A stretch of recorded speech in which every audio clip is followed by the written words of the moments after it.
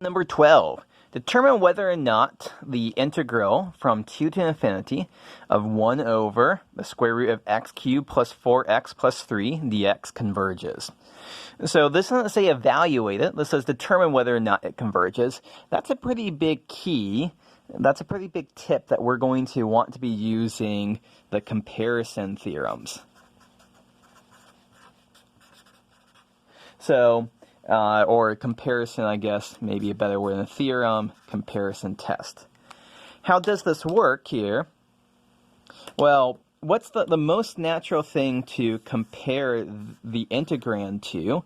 So let's say that f of x is 1 over the square root of x cubed plus 4x plus 3. The most natural thing to compare this to would be get rid of those terms there and just look at 1 over the square root of x cubed. That's 1 over x to the 3/2.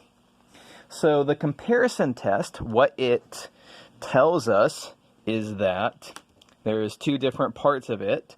One of them says that if f and g are continuous functions with, so f of x is greater than or equal to g of x is greater than or equal to 0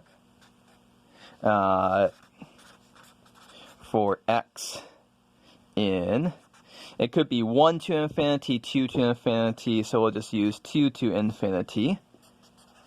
Then if the integral of the bigger function,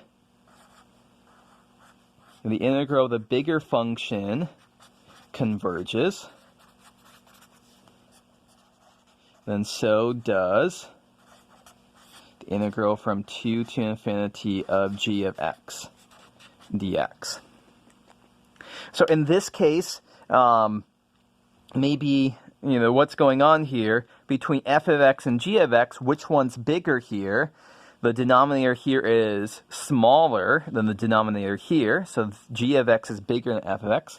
So actually I'm going to relabel them f of x and g of x. So I do have f of x is greater than or equal to g of x is greater than or equal to 0 for x positive. And then if the integral from 2 to infinity f of x dx converges, so does the integral of g of x. But the integral, this integral, 2 to infinity, 1 over x to the 3/2 dx, this converges. It's by the p integral test. So because this converges, this integral also converges as well. So comparison test does this very easily for us. I'll point out that there is a second part of the comparison test which says that, so this one's saying that if the integral of the larger function converges, the integral of the smaller function also converges. The other part says that if the integral of the smaller function diverges, then the integral of the larger function also diverges.